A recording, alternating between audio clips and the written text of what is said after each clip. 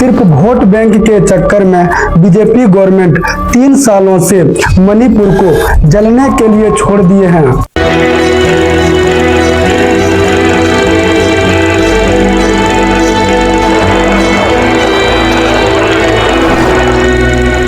अगर वीआईपी लोगों को एसटी कैटेगरी में शामिल कर देंगे तो जो रियल में ट्राइब्स हैं उनकी क्या खाक इम्पोर्टेंस रह जाएगी। कैसे आज मणिपुर के पुलिस रक्षक के जगह भक्षक बन चुके हैं। दोनों कम्युनिटीज के बीच लड़ाई स्टार्ट होने की क्या कारण है, चलिए इन सभी बातों को स्टार्टिंग से समझते हैं। भारत के जो 7 सिस्टर हैं उनमें से एक मणिपुर भी है। ये भारत के नॉर्थ ईस्ट में लोकेटेड है। ये 3 स्टेट के साथ बॉर्डर शेयर करता है। नॉर्थ में नागालैंड से, वेस्ट में असम से, साउथ और साउथ वेस्ट में मिजोरम से। ये अपना लॉन्गेस्ट बॉर्डर जो इंटरनेशनल बॉर्डर है, करीब 398 किलोमीटर का बॉर्डर म्यांमार से शेयर करते हैं। एक रूट ये भी है मणिपुर में वायलेंस भड़कने के पीछे, इनको मैं आगे आपको समझाता हूँ। मणिपुर जियोग्राफिकली 2 हिस्सों में डिवाइड है, वैली रीजन और हिली रीजन में। वैली रीजन सिर्फ 10% एरिया कवर करते हैं मणिपुर के। यहाँ स्टेट के 57% पॉपुलेशन रहती है, जिसमें मैक्सिमम हिंदू, मुस्लिम और भी कम्युनिटी के लोग रहते हैं। यहाँ रहने वाले को मैतई कहे जाते हैं। इन सभी को नॉन ट्राइबल माने जाते हैं, यानी ये लोग एसटी कैटेगरी से बाहर हैं। ये जो मणिपुर के हिल्स एरिया हैं, यहाँ स्टेट के 43% पॉपुलेशन रहती है और ये 90% एरिया कवर करती है स्टेट की। यहाँ भी 2 कम्युनिटीज के लोग रहते हैं। हिल्स के जो निचला पोर्शन एरिया है, यहाँ कुकी कम्युनिटी रहती है और ऊपर वाले एरिया में नागा कम्युनिटी के। ये सभी एसटी कैटेगरी के हैं, लेकिन मोस्टली लोग ईसाई रिलीजियस को फॉलो करते हैं। मणिपुर 3 कम्युनिटीज में डिवाइड है, नागा, मैतई और कुकी में। अगर जियोग्राफिकली देखें एरिया के मामले में तो स्ट्रॉन्ग है हिल्स रीजन वाले कंपेयर टू वैली रीजन वाले से, क्योंकि इनके पास स्टेट के 90% एरिया हैं। लेकिन वैली रीजन में रहने वाले मैतई कम्युनिटी कम एरिया होने के बावजूद पॉपुलेशन और पॉलिटिकल पावर में डोमिनेट करते हैं। यहाँ मणिपुर विधानसभा में टोटल 60 सीटें हैं, जिसमें 40 सीटें मैतई कम्युनिटी के पास और 20 सीटें ट्राइबल कम्युनिटी के पास। इस वजह से मोस्टली मैतई कम्युनिटी के ही चीफ मिनिस्टर चुने जाते हैं। अब तक सिर्फ 2 ही चीफ मिनिस्टर ट्राइबल कम्युनिटी के बने हैं। 2017 से बीजेपी यहाँ मेजॉरिटी में बने हुए हैं। डबल इंजन के सरकार होने पर भी मणिपुर में लगे आग जो 3 इयर्स क्रॉस कर गए, इनको बुझाने में पूरी तरह से फेलियर रहे हैं। बीजेपी गवर्नमेंट सिर्फ और सिर्फ अपने फायदे के लिए लोगों को उनके हालात में मरने के लिए छोड़ दिए हैं। बीजेपी चाहकर भी मैतई के अगेंस्ट कोई कठोर एक्शन नहीं ले सकते हैं, और अगर ये ऐसा करते हैं तो मणिपुर से इनका इन्फ्लुएंस खत्म हो जाएगा, जो बीजेपी गवर्नमेंट नहीं चाहती है। क्योंकि मणिपुर में सबसे बड़ा वोट बैंक मैतई कम्युनिटी है, इसलिए सेंट्रल गवर्नमेंट भी जो मणिपुर में चल रहे वायलेंस हैं उनको पूरी तरह से देखकर इग्नोर कर रहे हैं। अब समझते हैं मणिपुर में जातीय वायलेंस भड़कने के पीछे क्या रीजन थे। ये वैली रीजन है जो 10% एरिया कवर करते हैं, और ये हिल्स रीजन है जो 90% एरिया कवर करते हैं। वैली रीजन में जो मैतई कम्युनिटी हैं ये नॉन ट्राइब्स हैं। Section 158 Manipur land revenue and land reform act 1960 के तहत ये हिल्स एरिया में डायरेक्ट लैंड नहीं खरीद सकते हैं। हाँ, अगर ये खरीदना चाहे तो डिस्ट्रिक्ट काउंसिल के थ्रू लैंड खरीद सकते हैं। यहाँ एक्ट के अकॉर्डिंग हिल एरिया में सिर्फ ट्राइब्स ही लैंड खरीद और आपस में बेच सकते हैं, बाहर वाले नॉन ट्राइब्स को नहीं। अगर यह ट्राइबल कम्युनिटी चाहे तो ये वैली रीजन में डायरेक्ट लैंड खरीद सकते हैं। 2013 से multiple times Meitei communities schedule tribes की डिमांड कर रहे थे। इसके लिए कॉन्टिन्यूसली कोर्ट में पिटीशन फाइल कर रहे थे। कोर्ट ने कई दफा इस बात को नजरअंदाज किए, लेकिन मल्टीपल टाइम्स रिक्वेस्ट के बाद फाइनली 2023 में मणिपुर हाई कोर्ट ने आदेश दिए स्टेट गवर्नमेंट और union ministry of tribal affair को कि मैतेई कम्युनिटी को एसटी कैटेगरी में शामिल करना है या नहीं। इस पिटीशन पर कंसीडर करने के लिए कोर्ट ने 4 वीक की टाइम्स दिए। फिर आप अपना निर्णय बताइएगा क्या करना है।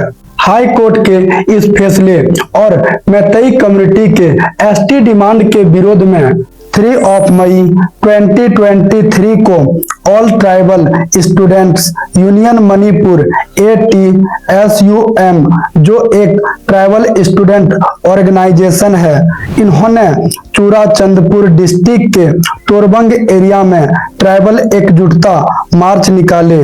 इन लोगों का कहना था कि मैतेई कम्युनिटी ऑलरेडी डोमिनेटेड है, इनके पास हर तरह के फैसिलिटीज मौजूद हैं, अच्छे कॉलेजेस हैं, हॉस्पिटल्स हैं, लग्जरी लाइफ जी रहे हैं, फाइनेंशियली स्ट्रांग हैं, फिर इनको एसटी कैटेगरी में शामिल क्यों करना है? अगर इनको एसटी कैटेगरी में शामिल कर देते हैं तो हमारे पास जो बचे खुचे रिजर्वेशन हैं वो भी ये खा जाएंगे, तो एसटी का इम्पोर्टेंस क्या रह जाएंगे। इन्हीं सब डिमांड्स को लेकर ये लोग पीसफुली प्रोटेस्ट कर रहे थे। मोस्टली प्रोटेस्टर कुकी कम्युनिटी के थे। इधर सेम डेज मैतेई कम्युनिटी ने इनको काउंटर करने के लिए इंपाल वैली में प्रोटेस्ट निकाले। दोनों कम्युनिटीज में लड़ाई तब स्टार्ट हो गए जब कुकी कम्युनिटी प्रोटेस्ट करके रिटर्न लौट रहे थे, तो इनको रास्ते में मैतेई कम्युनिटी द्वारा लगाए गए ब्लॉकेड का सामना करने पड़े। यहीं से दोनों में लड़ाई स्टार्ट हो गए। देखते ही देखते लड़ाई वायलेंस में तब्दील हो गए। एक कम्युनिटी के लोग दूसरे कम्युनिटी के लोगों के घरों को जलाने लगे, लोगों को पकड़ पकड़ कर जान से मार डालने लगे। फर्स्ट वीक में ही 70+ लोग मारे गए। कुछ ही टाइम में यह कॉन्फ्लिक्ट कई इलाकों में फैल गए। सिचुएशन धीरे धीरे आउट ऑफ कंट्रोल होने लगे स्टेट गवर्नमेंट से। अंत में सिचुएशन को कंट्रोल करने के लिए और कानून व्यवस्था को बनाए रखने के लिए सेंट्रल गवर्नमेंट को तुरंत एक्शन लेने पड़े। इन्होंने rapid action forces CRPF, Indian army और असम राइफल्स को यहाँ डिप्लॉय किए इस सिचुएशन को स्टेबल करने के लिए। बड़े पैमाने पर इंटरनेट शट डाउन करने पड़े, यहाँ तक कि 8 डिस्ट्रिक्ट्स में कर्फ्यू तक लगाने पड़ गए। इतना वायलेंस भड़क चुके थे। तत्कालीन मणिपुर के CM N बीरेन सिंह ने क्लियर ऑर्डर दे दिए थे दंगाइयों और उपद्रवियों को देखते ही गोली मारने का। इन पर डिस्क्रिमिनेशन, पक्षपात करने का एलिगेशंस है कि ये सिर्फ मैतेई कम्युनिटी के साइड लेते हैं और इन्हीं को सपोर्ट करते हैं। मैतेई कम्युनिटी की एक अरमबाई तेंगोल नाम की इंसर्जेंट ग्रुप है। सरकार इनको खुली छूट दे रखी थी, जिस कारण ये बढ़ चढ़कर वायलेंस में हिस्सा ले रहे थे और कुकी कम्युनिटी के लोगों का कत्ले सरेआम कर रहे थे।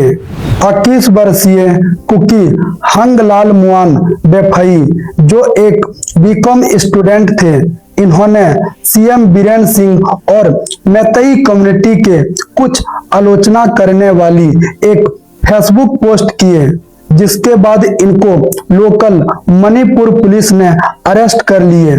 इनको इंपाल वैली ले जा रहे थे, लेकिन बीच रास्ते में ही मैतेई कम्युनिटी की एक भीड़ ने पुलिस कस्टडी से इनको खींचकर बाहर निकाल लिए और पीट पीट कर इनको मार डाले। मणिपुर में 2 फेजेस में हथियार लूटे गए। एक 3 मई को अराउंड 1600 हथियार और दूसरी बार 27-28 मई को 2600 के आसपास। ये सारे लूट अधिकांश वैली एरिया में हुए। एक्चुअली में हथियार लूटे नहीं गए हैं, लुटाए गए हैं। वहीं के एक सीनियर गवर्नमेंट ऑफिसर जिसने अपना नाम छापने से मना किए हैं, इन्होंने बताया कि पुलिस वाले ने अपने अपने कम्युनिटी के जो इंसर्जेंट ग्रुप थे, जो अपने कम्युनिटी के इंटरेस्ट के लिए लड़ रहे थे, इन सबको हथियार बांट दिए। हालात ऐसी बन चुकी हैं मणिपुर में कि मणिपुर पुलिस अब स्टेट के लिए काम नहीं करती है, अपनी अपनी कम्युनिटी के लिए काम करने लगे हैं।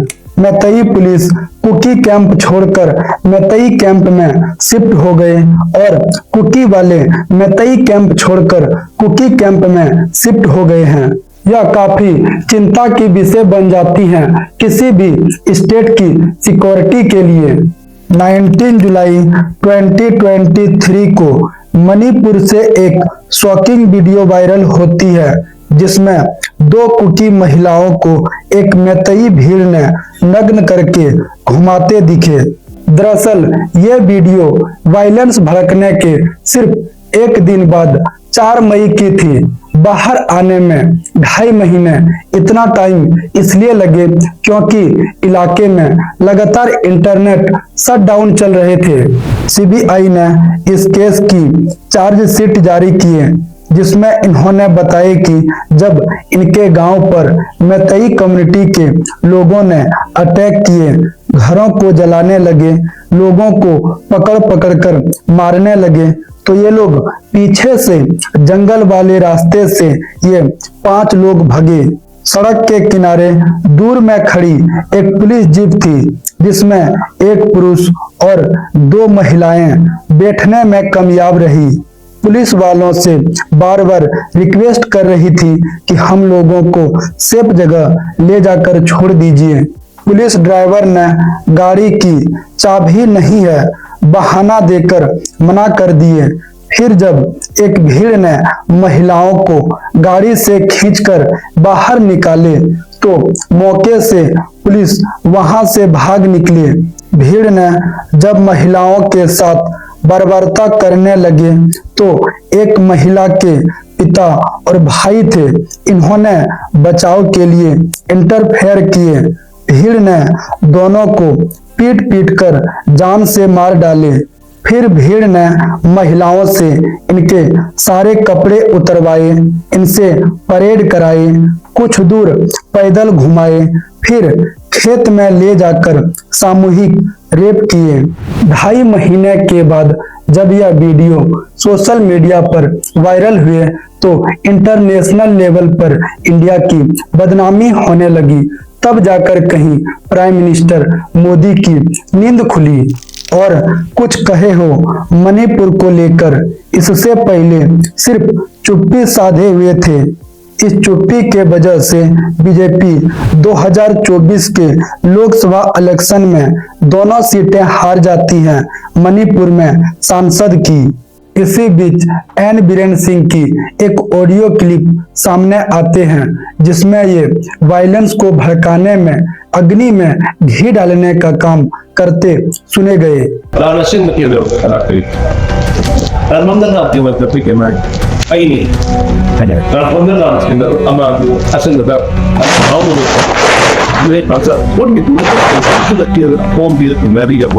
फॉरेंसिक रिपोर्ट ट्रूथ लैब्स ने दावा किए 93% वॉइस सैंपल्स बीरेंद्र सिंह के वॉइस से मैच खाती है। यह केस ऑलरेडी सुप्रीम कोर्ट में चल रहे हैं। कोर्ट के निर्णय आना बाकी है अभी। चूरा चांदपुर, कांगपो कपी और भी कई पुलिस स्टेशन में लगातार 0 एफआईआर दर्ज किए जा रहे थे।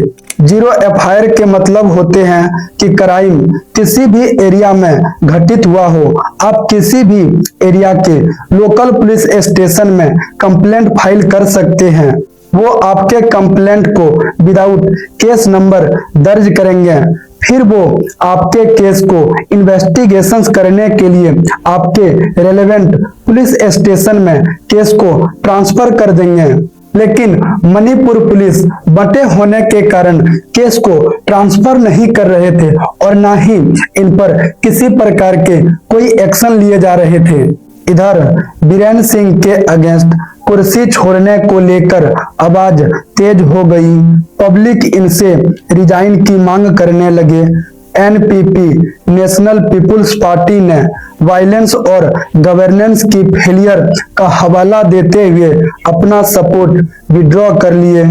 कुकी पीपुल्स अलायंस ने भी 2 विधायकों के साथ अपना सपोर्ट विड्रॉ कर लिए थे पहले ही। इनके पार्टी के अंदर ही कई एमएलए असंतोष जता रहे थे बीरेन सिंह के एक तरफा रुख से। कई एडमिनिस्ट्रेटिव ऑफिसर ने पोस्ट से रिजाइन दे दिए। लगातार बीरेन सिंह पर सिचुएशन को कंट्रोल करने में फेलियर रहे के अगेंस्ट आवाज उठ रहे थे। करीब 2 साल बाद जाकर जब सिचुएशन को पूरी तरह से अनकंफर्टेबल कर दिए, तब जाकर इन्होंने 9 फरवरी 2025 को रिजाइन दिए।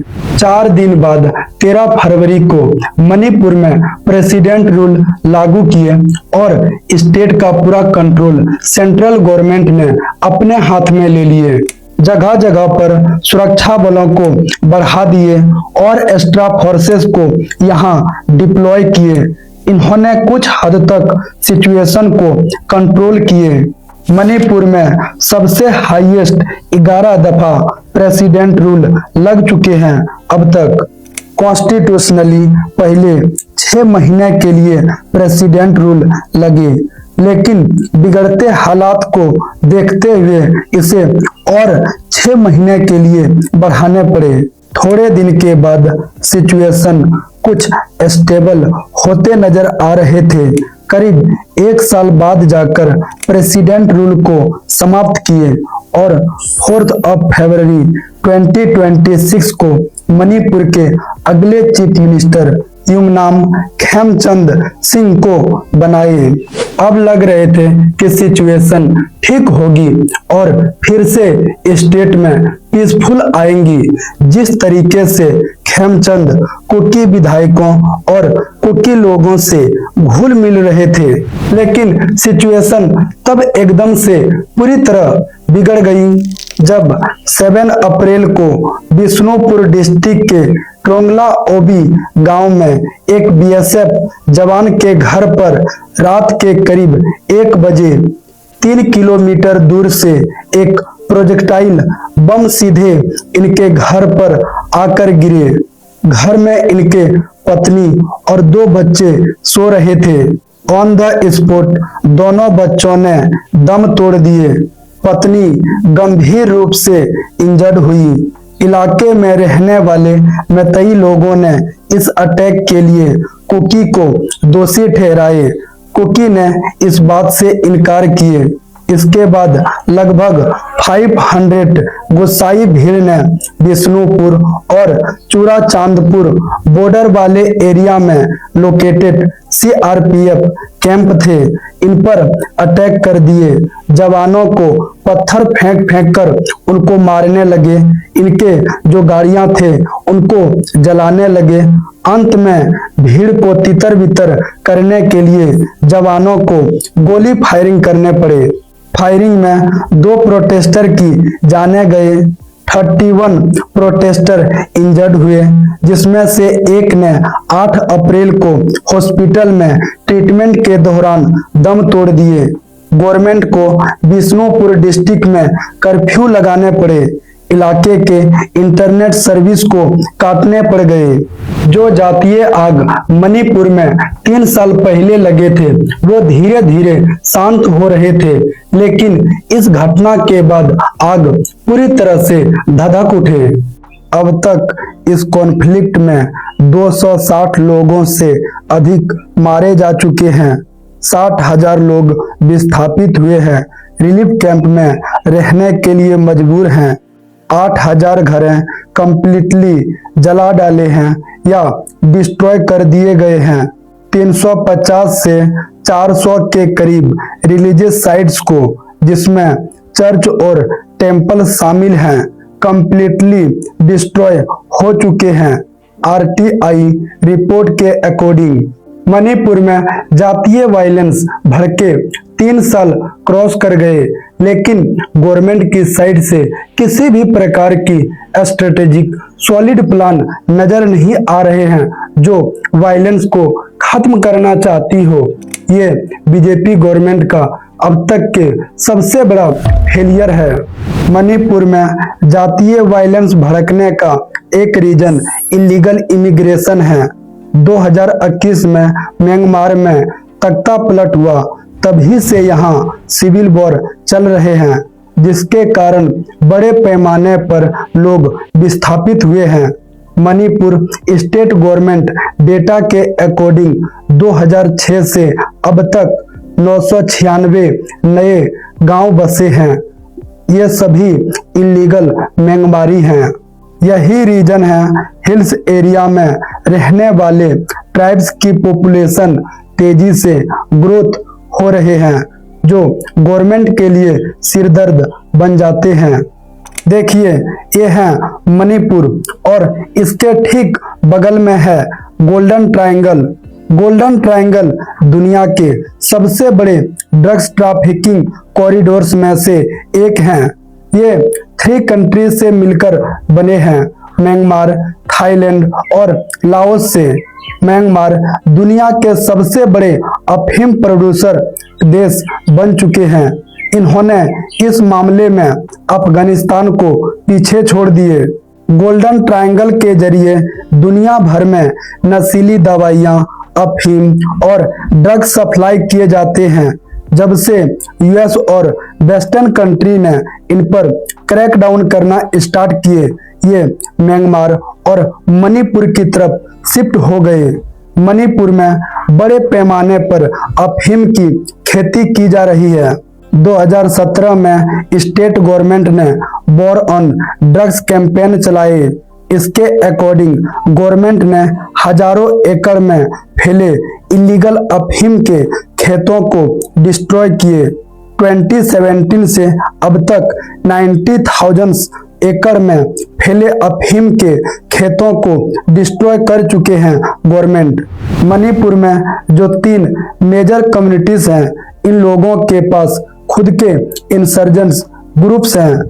कुकी कम्युनिटी के पास सबसे अधिक अप्रोक्सीमेटली 30 इंसर्जेंट्स ग्रुप्स एक्टिव हैं। मैतई के पास अप्रोक्सीमेटली 10 से 12 और नागा कम्युनिटी के पास 2 हैं। यही सभी इंसर्जेंट ग्रुप्स हैं जो मणिपुर में अफीम की खेती को बढ़ावा देते हैं, बिकॉज यही लोग अफीम की स्मगलिंग करते हैं। इसके जरिए डायरेक्ट पैसा इनके हाथ में आते हैं और ये अपने जरूरत की चीजें और नए नए हथियार बाय कर पाते हैं। आप कई स्टेट के जातीय वायलेंस देखे होंगे जहां लोग ईंटा, पत्थर और डंडे से लड़ाई करते हैं, लेकिन मणिपुर इन सब से अलग है। यहाँ लड़ाई गोला बारूद, AK-47 जैसे आधुनिक हथियार से लड़े जाते हैं।